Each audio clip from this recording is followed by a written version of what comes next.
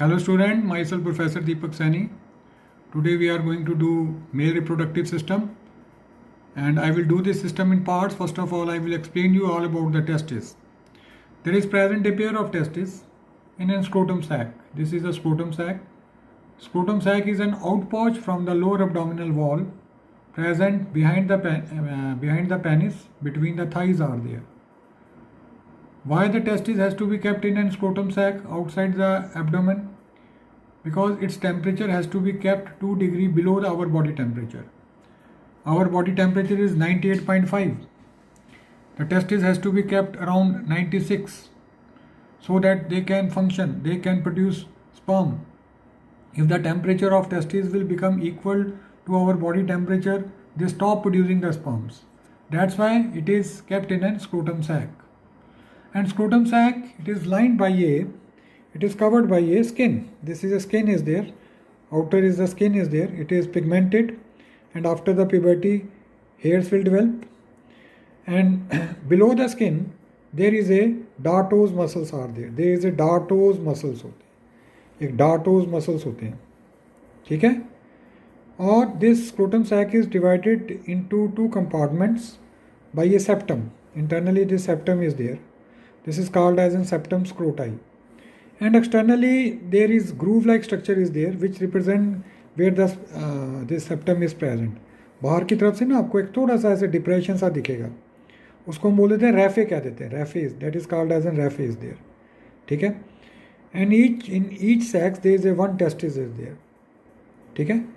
And testis rest on an pad like structure, a fatty pad like structure that is called as an gubernaculum. ठीक है ना. Testis जो होता है एक पैड लाइक स्ट्रक्चर होता है, उसके ऊपर रेस्ट करता है.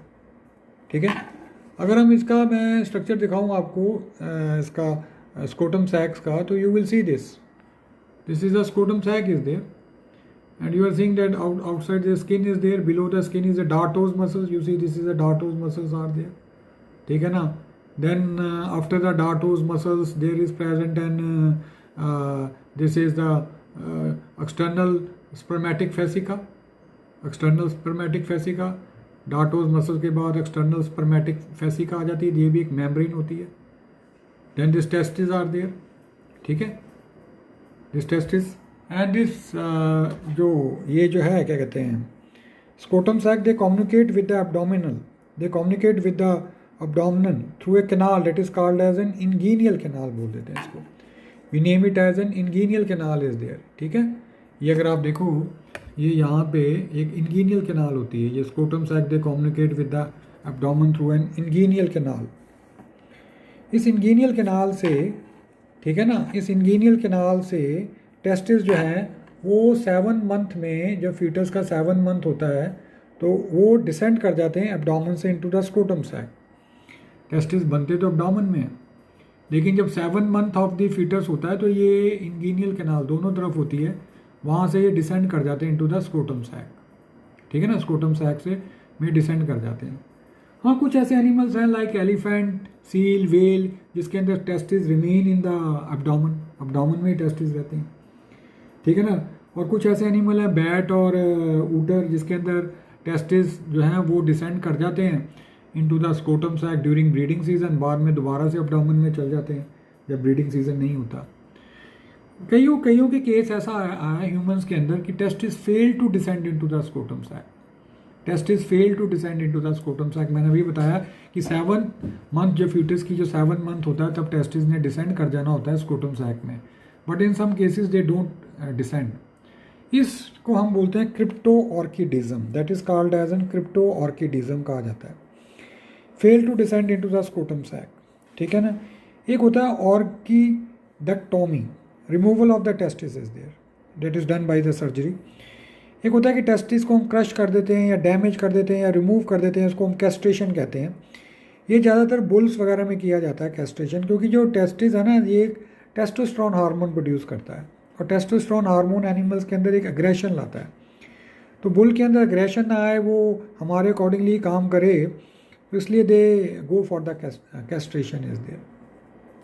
अगर मैं ह्यूमंस की बात करूं, जो टेस्टिस की जो लेंथ है 4 to 5 सेंटीमीटर होती है. ठीक है ना। विड्थ इतनी होती है 2 to 3 सेंटीमीटर तक होती है, और जो वेट होता है 12 ग्राम तक होता है।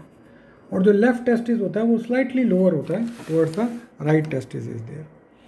अब ये मैंने आपको बताया, स्किन आ गई, डार्टोज मसल्स आ गए, स्पर्मेटिक फैसिका आ गया, ठीक है ना। डार्टोज मसल्स के बाहर एक ऐसे स्पर्मेटिक फैसिका चलता है जो कि एक मेम्ब्रेन लाइक स्ट्रक्चर ही होता है।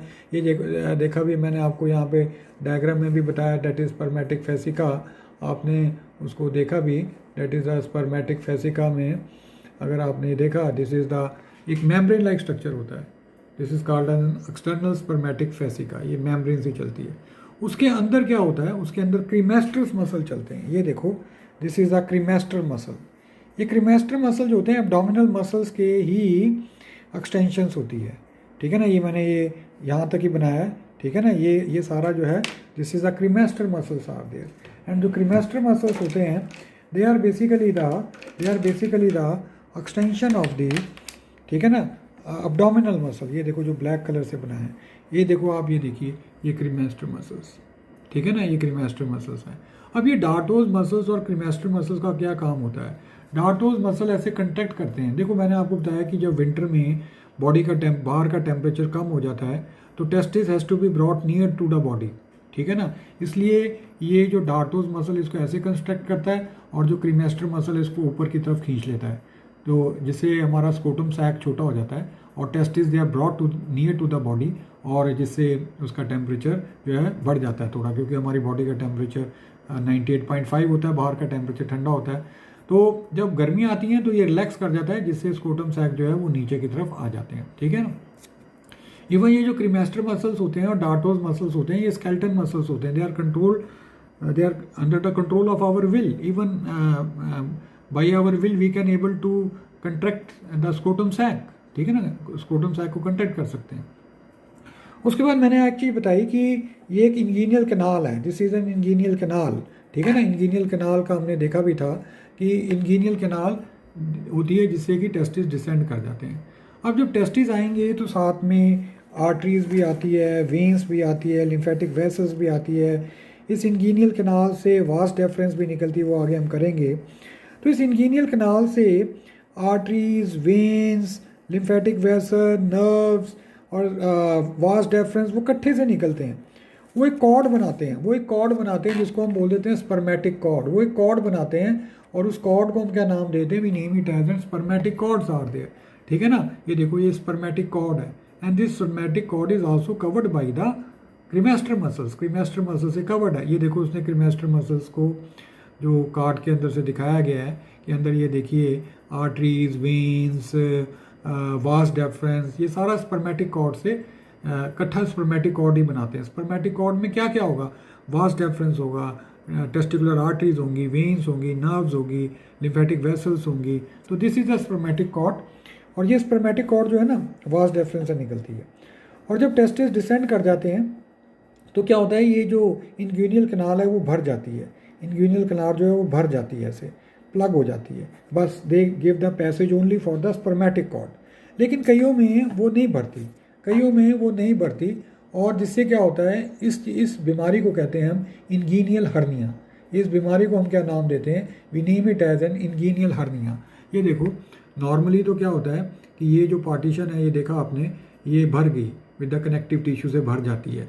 लेकिन कई केसेस के अंदर ऐसे हो जाता है कि ये जो इंगीनियल कैनाल है ना, ये दिस इज इंगीनियल कैनाल, ये इंगीनियल कैनाल है, ठीक है ना। ये देखो, इसमें प्लग हो गई, ये बीच में से ऐसे स्पर्मेटिक कॉर्ड निकल जाएगी, ठीक है। लेकिन कईयों में नहीं भर पाती, तो क्या होता है कि जो इंटेस्टाइन है, हमारी इंटेस्टाइन है, वो नीचे डिसेंड कर जाती है स्क्रोटम सैक में। इसको बोल देते हैं इंगूनियल हर्निया। तो इसको क्या नाम देते हैं, इंगूनियल हर्निया बोल देते हैं। तो ये इंगीनियल हर्निया तो इवन कई बारी हमें बाहर से भी दिखता है कि जब इंगीनियल हर्निया में देखो कि यहाँ पे स्वेलिंग हो जाती है, तो ये क्या नीचे डिसेंड किया है, ये इंटेस्टाइन वगैरह जो होती है वो स्क्रोटम सैक में आ जाती है, दर्द होती है, चला नहीं जाता। तो this is only corrected bye the surgery से ही ये ठीक होती है, ठीक है जी। तो ये हमने देख लिया टेस्टिस के बारे में, क्रीमेस्टर मसल्स के बारे में, सेप्टम के बारे में, डार्टोज मसल्स, ये हमने इसके बारे में देख लिया। Now we come to the testis is there. अगर आप एक टेस्टिस का स्ट्रक्चर देखोगे तो ये मैंने आपको बताया ना, that is an Oval like structure होता है, ठीक है। तो ये एक इसमें आप देखोगे वर्टिकल पार्टीशन होती है, वर्टिकल पार्टीशन। बस पहले हम देखेंगे टेस्टिस की ना 3 कवरिंग्स होती हैं। एक आउटर कवरिंग होती है जिसको बोलते हैं ट्यूनिका वेजिनालिस, ये पूरी कंप्लीट नहीं होती, ये पूरी कंप्लीट नहीं होती, एक एंड से ओपन होती है और ये डबल लेयर होती है, ठीक है ना, एक अंदर की बाहर की, और बीच में इसके फ्लूइड भी होता है। इसको जब हम मूवमेंट करते हैं तो टेस्टिस की फ्रिक्शन से इसको बचाता है। That is a tunica vaginalis is there, tunica vaginalis आ गया, ठीक है जी। और ट्यूनिका वेजिनालिस ये बताती है कि इसका ओरिजिन एब्डोमन में है, कि जो टेस्टिस एब्डोमन में डेवलप हुए हैं। उसके बाद अंदर की लेयर आती है, कि ये अंदर की लेयर आती है जिसको आप बोलते हैं ट्यूनिका एल्बुजिनिया। ये जो अंदर की जो मैंने ब्लू कलर से बनाई है, तो इसका जो नाम है that is called as an tunica albuginea is there, ठीक है ना, that is called as an tunica albuginea कह देते हैं। ये जो ब्लू कलर से मैंने बनाई है तो this is called as an tunica albuginea is there. ये जो ब्लू कलर से बनाई है ये this is a tunica albuginea, ठीक है। अब इसमें एक जो है वर्टिकल पार्टीशन आती है जो टेस्टिस को 2 अनइक्वल पार्ट में डिवाइड कर देती है, अंटीरियर चैम्बर और एक पोस्टीरियर चैम्बर। ये जो वर्टिकल पार्टीशन आई है, ये वर्टिकल पार्टीशन आई है, इसको हम बोले थे मीडियास्टिनम। मैंने कहा ना टेस्टिस की ये जो एक आउटर लेयर होगी date is a tunica vaginalis होगी, इनर लेयर होगी, उसके जो अंदर लेयर है ट्यूनिका एल्बुजिनिया, ये कंप्लीट होती है, ये कंप्लीट होती है, और यही मेन कवरिंग होती है टेस्टिस की। ये हार्ड होती है, वाइट फाइब्रस टिश्यूज़ की बनी होती है। ये देखो tunica albuginea white fibrous tissue से बनी हुई है ये, ठीक है जी, क्लियर हो गया। और इसमें एक पार्टीशन आती है मीडियास्टिनम जो कि टेस्टिस को 2 पार्ट्स में डिवाइड करता है, अंटीरियर चैम्बर और पोस्टीरियर चैम्बर में डिवाइड कर देता है, ठीक है जी, क्लियर हो गया। अंटीरियर चैम्बर छोटा होता है, पोस्टीरियर चैम्बर बड़ा होता है। फिर इसमें ये ट्यूनिका एल्बुजिनिया से ही ऐसे ट्रांसफर्स पार्टीशन चलती हैं, ट्रांसफर्स पार्टीशन चलती हैं जो कि पोस्टीरियर चैम्बर को टेस्टिकुलर लोब्यूल्स के अंदर कन्वर्ट कर देती हैं, जो कि पोस्टीरियर चैम्बर को टेस्टिकुलर लोब्यूल्स के अंदर कन्वर्ट कर देती हैं। अराउंड 250 तक टेस्टिकुलर लोब्यूल्स होती हैं, 250 तक, किसी बुक में 200 से 300 लिखा होगा, लेकिन on an average 250 testicular tubules कह देते हैं, टेस्टिकुलर लोब्यूल्स कह देते हैं, टेस्टिकुलर लोब्यूल्स। ये देखो ना, ये ट्रांसफर्स पार्टीशन ये भी कहाँ से राइज करती है, ट्यूनिका एल्बुजिनिया से राइज करती है, और इसको ये अराउंड 250 टेस्टिकुलर लोब्यूल्स में डिवाइड कर देती हैं। इसके अंदर सेमनीफेरस टिब्यूल्स हैं, ठीक है ना, they have seminiferous tubules are there, seminiferous tubule है हर चैम्बर के अंदर, अराउंड 2 सेमनीफेरस टिब्यूल्स होती हैं, अराउंड 2 सेमनीफेरस टिब्यूल्स होती हैं। ये they are blind at one end, ये blind at one end 70 to 80 centimetre length की होती है, ठीक है ना, और जहाँ पर ये मीडियास्टिनम आता है वहाँ पे ये स्ट्रेट हो जाती हैं, और बाकी यहाँ पे जो लोब्यूल्स के अंदर ये कॉइल्ड होती हैं, लेकिन जब वो मीडियास्टिनम के पास पहुँचती हैं तो वो मोर और लेस स्ट्रेट हो जाती हैं। तो इसको जहाँ पे स्ट्रेट होती हैं तो इसको हम बोल लेते हैं ट्यूबुलाई रेक्टाई इज देयर, जहाँ पे ये देखो स्ट्रेट हो गई हैं तो ये स्ट्रेट हो जाती हैं तो उसको बोल लेते हैं ट्यूबुलाई रेक्टाई। रेक्टाई का मतलब होता है स्ट्रेट हो जाना। येलोइश कलर की होती है, और इसके अंदर यहाँ पे लोब्यूल्स के अंदर फ्लूइड होता है जिसको हम इंटरस्टिशियल फ्लूइड कहते हैं, और यहाँ पे लेडिक सेल्स भी होते हैं, ये बीच बीच में ऐसे लेडिक सेल्स भी आते हैं इसके। फिर जब ये स्ट्रेट हो जाती हैं तो यहाँ पे हम देखेंगे पोस्टीरियर चैम्बर में ये इंटीरियर चैम्बर में, ये इसका पोस्टीरियर चैम्बर है, अंटीरियर चैम्बर में ये सारी जो ट्यूबुलाई रेक्टाई हैं ना वो आपस में जुड़ी होती हैं एक नेटवर्क से, वो आपस में जुड़ी होती हैं, एक नेटवर्क से आपस में जुड़ी होती हैं, जिसको हम बोलते हैं रीटी टेस्टिस, ठीक है ना, हम क्या बोलते हैं rete testis is there, we name it as an rete testis जिसको हम कहते हैं, ठीक है जी। फिर क्या होता है, रीटी टेस्टिस से निकलता है वासा एफ्रेंशिया निकलता है, रीटी टेस्टिस से अराइज करता है वासा एफ्रेंशिया, 10 to 20 तक वासा एफ्रेंशिया अराइज करते हैं, और ये जो वासा एफ्रेंशिया होते हैं they are lined by the ciliated cell, और वो एंडोसिटिक नेचर के भी होते हैं कि जो स्पर्म प्रॉपर्ली नहीं बना होता या डिस्चार्ज नहीं होता तो उसको वो ईट अप कर लेते हैं। तो these are the vasa efferentia and it is the vasa efferentia that leaves the testis. ये नीट का क्वेश्चन भी है, यहाँ पे आप देख रहे हो ये जो वासा फ्रेंशिया है that is leaving the testis is there, वो टेस्टिस को लीव कर रहा है, that is leaving the testis is there, vasa efferentia, ठीक है जी। देन वासा फ्रेंशिया जो है it opens into an epididymis, it opens into an epididymis is there, ठीक है ना।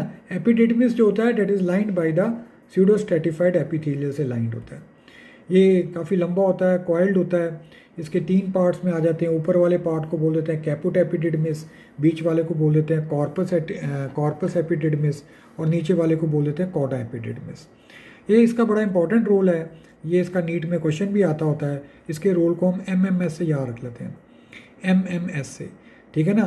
They help in the storage of the sperm, they help in the maturation of the sperm, and they also sperm attains the power of mobility in the epididymis. मतलब they attain the power of mobility in the epididymis, यानी कि उसको mobile बनाने में help करता है, उसकी motility attain कराता है स्पर्म की, उसको मेच्योर करता है, उसको स्टोर करता है. तो इसकी जो वॉल्स होती हैं they also secrete certain secretion is there.